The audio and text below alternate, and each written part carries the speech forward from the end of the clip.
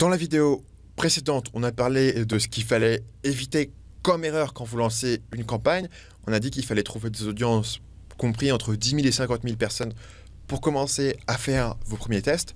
Dans cette vidéo, on va voir comment très concrètement trouver ces audiences, comment les mettre en place, comment les segmenter, etc.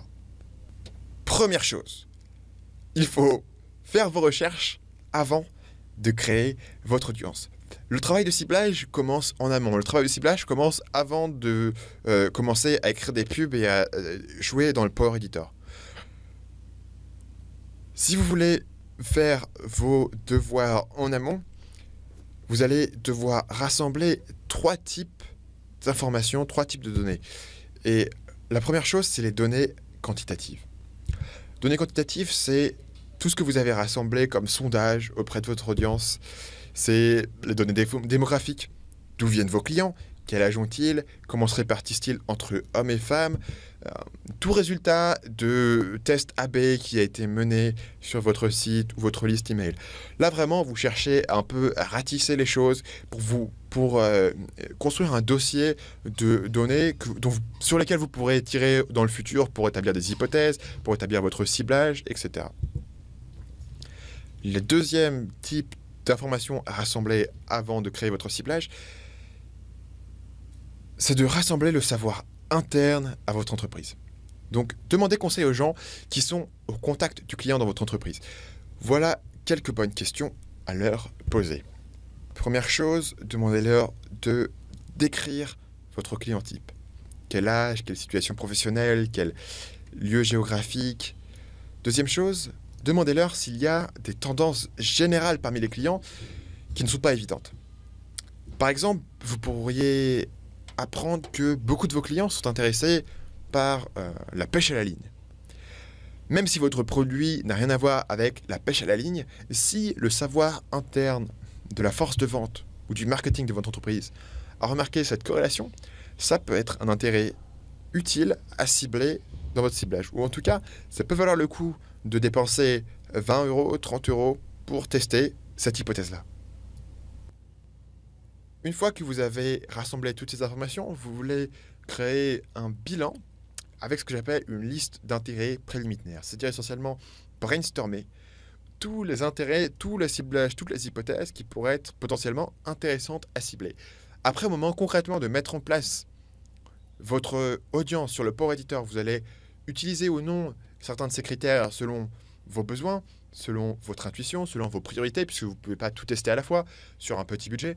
Mais avoir cette liste qui est créée dans un document, ça vous permettra de vous y référer pour la suite de vos campagnes. Puisque les campagnes, vous allez les mener de préférence sur plusieurs semaines, sur plusieurs mois, puisqu'elles vont marcher au bout d'un moment, vous allez continuer à les optimiser potentiellement sur plusieurs années. Donc vous ne pouvez pas vous attendre à retenir toutes les informations nécessaires. C'est pour ça qu'il faut mettre ça à plat sur un document. Donc première chose, vous allez vous demander quels sont les films, livres, émissions télé, tous les intérêts potentiels que pourrait avoir votre prospect en dehors de votre marché précis. Ça vous demande de rentrer un peu dans la tête des gens, mais c'est là que se font les meilleures campagnes. Deuxièmement, quel est son niveau d'éducation? Quel est son secteur professionnel, etc. Est-il marié? A-t-il des enfants? Quel site visite-t-il régulièrement? Quelle page Facebook a-t-il liké? Et finalement, quels sont ses intérêts en dehors de votre thématique? Ça, c'est l'exemple dont j'ai parlé tout à l'heure avec la pêche. Une fois que vous avez tout ça, passez à la seconde étape. Donc, vous avez votre liste d'intérêts préliminaires. Maintenant, vous allez prendre les audiences que vous avez et vous allez les mettre dans un outil qui s'appelle Facebook Audience Insight. Facebook Audience Insight, c'est un outil qui vous permet d'analyser n'importe quelle audience Facebook de plus de 1000 personnes. Vous pouvez l'utiliser sur vos propres audiences et vous allez en apprendre beaucoup sur vos visiteurs. Par exemple, en mettant l'audience de retargeting de mon site marketingmania.fr dans Audience Insight. Voilà ce que j'ai appris. J'ai appris que 63% de mes visiteurs étaient des femmes. C'est le genre d'information qui me serait très utile au moment où il faudra mettre en place des campagnes de pub sur mon site. Vous voyez ici, sur cet exemple, que en moyenne, sur Facebook, 51% sont des femmes, 49% sont des hommes. Chez moi, 63% sont des femmes et 37% sont des hommes. Ce qui veut dire que j'ai une majorité de femmes par rapport aux utilisateurs moyens de Facebook. Vous voyez aussi que, ici, mon audience moyenne est plus tirée vers les 18-24 et plus tirée jeune. Ça veut dire avec un plus 40, plus 35% par rapport aux utilisateurs moyens de Facebook sur 18-24. Et ici, avec beaucoup moins, évidemment, de personnes qui sont au-dessus de 54 ans. Donc voilà les audiences à analyser absolument via Audience Insight. Votre page fan, vos audiences de retargeting, vos listes email qui ont été importées dans Facebook. Vous pouvez bien sûr utiliser la même technique pour espionner l'audience de vos concurrents sur Facebook, c'est-à-dire vous demander est-ce que mon concurrent a une audience qui a des disparités importantes avec la mienne. Si vous remarquez des disparités entre votre audience et celle de vos concurrents, vous allez peut-être identifier des segments à cibler que votre concurrent attaque, mais que vous n'avez pas encore ciblé. Troisième chose à faire une fois que vous allez commencer à créer votre audience, c'est d'utiliser le retargeting. Le retargeting consiste à créer une audience de gens ayant visité votre site et à leur montrer des publicités Facebook plus tard quand ils visitent Facebook. Cela vous permet de récupérer des prospects qui ont démontré qu'ils étaient intéressés par ce que vous proposez, puisqu'ils ont visité votre site, mais qui n'ont pas été jusqu'à convertir. Notez bien que vous pouvez aller très précis en matière de retargeting. En matière de retargeting, vous pouvez cibler les gens qui ont vu votre page de vente, mais qui n'ont pas acheté. Vous pouvez cibler les gens qui ont vu votre landing page, mais qui ne se sont pas inscrits. Vous pouvez cibler les gens qui ont vu telle page et telle page et telle page, mais pas telle page. Vous pouvez donc créer des audiences super ciblées, très précises. C'est une technique qui est constamment utilisée sur Internet. Vous êtes retargeté tous les jours. Ici, exemple d'Amazon. On sait tous qu'Amazon, c'est des gens qui connaissent leurs chiffres, qui savent optimiser les choses. Ici, ils me retargetent avec un type de pub qui s'appelle le carrousel, où on me montre des Lego Star Wars. Et oui, cette pub venait de mon flux Facebook personnel. Le retargeting est généralement plus efficace et moins cher que les publicités sur des audiences classiques. Son seul désavantage est que les audiences disponibles sont forcément plus limitées puisqu'elles dépendent du trafic de votre site web. Mon conseil du coup, c'est d'utiliser les campagnes de retargeting en parallèle de vos campagnes d'acquisition, puisque votre campagne de retargeting sera une campagne ultra rentable assez rapidement. Et pendant ce temps, vous pouvez aller chercher un nouveau marché et aller faire du gros profit avec vos campagnes d'acquisition sur des nouveaux marchés.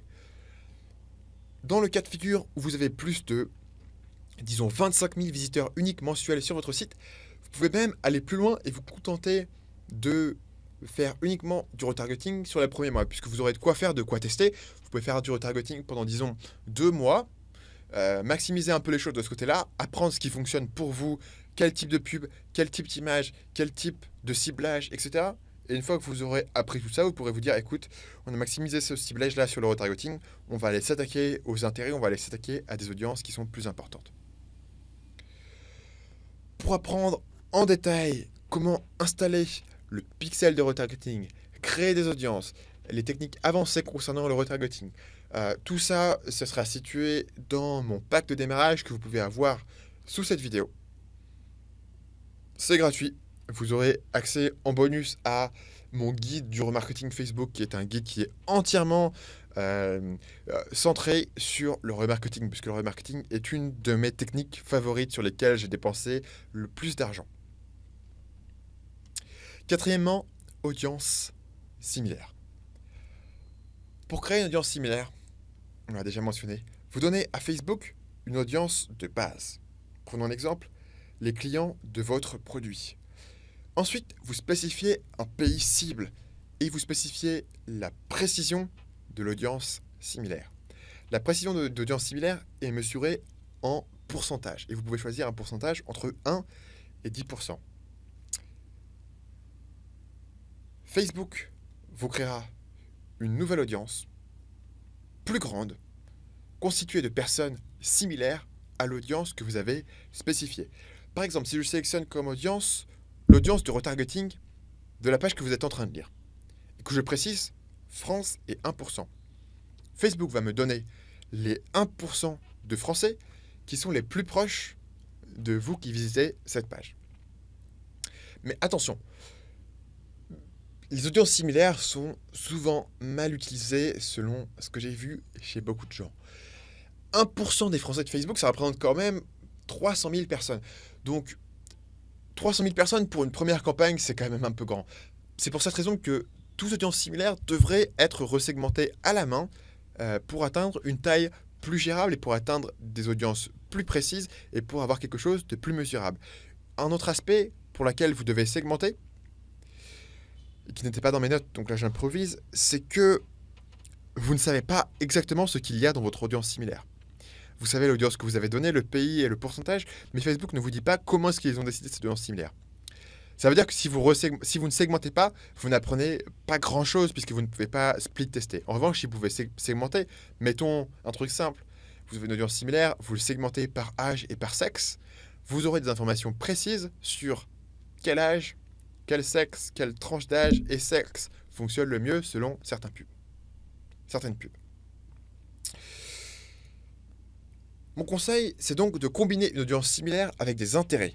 Ça fonctionne souvent très bien puisque vous obtenez les gens qui sont intéressés par votre thématique et qui sont en plus similaires à vos clients actuels. Attention numéro 2. La qualité d'audience similaire que vous pouvez créer va largement varier selon les cas. Certaines audiences similaires seront presque aussi efficaces que des audiences de retargeting, alors que d'autres seront assez médiocres dans leur efficacité.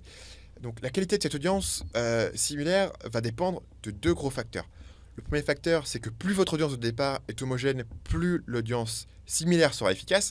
Et deuxième facteur, plus votre audience de départ est grande, plus Facebook aura de données pour travailler, et donc meilleure sera votre audience similaire.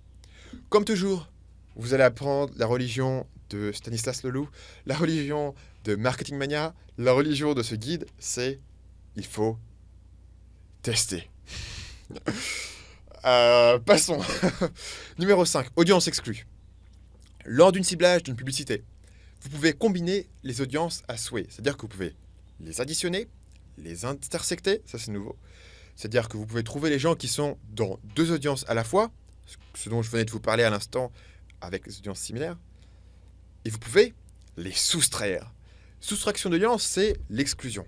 Et l'exclusion, c'est une option très utile, très utile, qui est assez peu souvent utilisée. Presque toutes mes campagnes ont une exclusion. Prenez cet exemple. C'est une publicité qui est tirée de mon propre flux Facebook, puisque, je vais vous avouer un truc un peu embarrassant, quand je suis sur Facebook, je suis en permanence avec un outil de screenshot et je screenshot toutes les pubs que je vois sur mon flux Facebook. Je suis probablement une des seules personnes à avoir ce comportement sur Facebook, mais bon, peu importe. Donc, du coup, je vois cette pub-là sur Facebook. Ce qu'on remarque tout de suite, c'est que cette pub ne devrait pas être montrée à quelqu'un qui est un homme. Je ne sais pas qui gère cette campagne de pub, mais ça, c'est vraiment une erreur basique de chez basique. Excluez les audiences qui ont déjà acheté, déjà inscrit, les audiences qui ne sont pas adaptées à votre offre.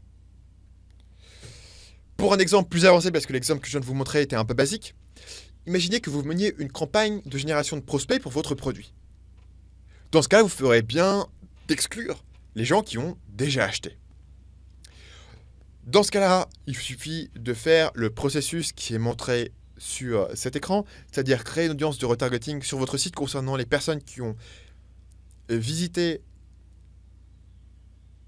votre page de confirmation, et puis vous pourrez exclure cette audience de vos pubs. Si vous voulez voir un tutoriel détaillé sur cette manipulation, vous retrouverez mon guide Maniaque du retargeting qui se trouve dans le pack de démarrage sous cette vidéo, puisque si vous n'avez toujours pas téléchargé mon pack de démarrage à la vidéo 4 de ce programme, what the fuck? Un autre cas de figure fréquent pour l'exclusion, c'est celui où vous menez plusieurs campagnes en parallèle. Mettons que je mène une campagne de retargeting sur les visiteurs ayant parcouru cette formation, et en parallèle, je mène une campagne d'acquisition de prospects ciblant les gens intéressés par la publicité Facebook. il me semble assez évident que certaines personnes vont se trouver dans les deux audiences à la fois, c'est-à-dire qu'ils vont être à la fois dans mon audience de retargeting et à la fois dans mon audience d'acquisition sur la publicité Facebook. Le problème là-dessus, c'est que ces gens vont voir les deux campagnes à la fois et donc ça va polluer un peu mes résultats. Je n'aurai pas un résultat très fiable sur mes tests puisque une partie de l'audience verra deux campagnes en parallèle. Par ailleurs, ce n'est pas une utilisation très efficace de mon budget. Donc la solution ici, c'est tout simplement d'exclure les visiteurs qui ont vu ce guide de ma campagne d'acquisition. Ainsi, j'ai une campagne de retargeting et une campagne d'acquisition qui ne comprend personne qui n'a visité mon site. Sixième et dernière technique de Ninja pour vos audiences, la boucle à acheter. Les différentes techniques que j'ai mentionnées dans cette vidéo sont d'excellents points de départ pour créer des audiences et pour gagner un avantage sur votre concurrence. Mais connaître ces techniques ne suffit pas. Pour obtenir les meilleurs résultats sur le moyen et sur le long terme, le plus important est la méthode que vous allez utiliser pour faire évoluer vos campagnes. Il est important de ne pas vous concentrer sur les petites tactiques, sur les nouvelles fonctionnalités marrantes que sur Facebook, et de vous concentrer sur la méthode. Qu'est-ce que vous allez faire au fil des jours, au fil des semaines, au fil des mois, au fil des années, pour faire évoluer vos campagnes, pour les optimiser, pour avoir de la rentabilité. Et c'est là vraiment qu'est la marge sur Facebook. Et c'est pour ça que j'ai construit cette formation autour de ce concept de la boucle à acheter. Et c'est pour ça que je vais consacrer l'ensemble de la partie 3 de cette formation à ce concept de la boucle à acheter. Avant d'en arriver là, on va quand même parler un peu plus de détails, c'est-à-dire que la prochaine partie, la partie 2 de la formation, sera consacrée à vos publicités en elles-mêmes. Comment faire des publicités qui convertissent.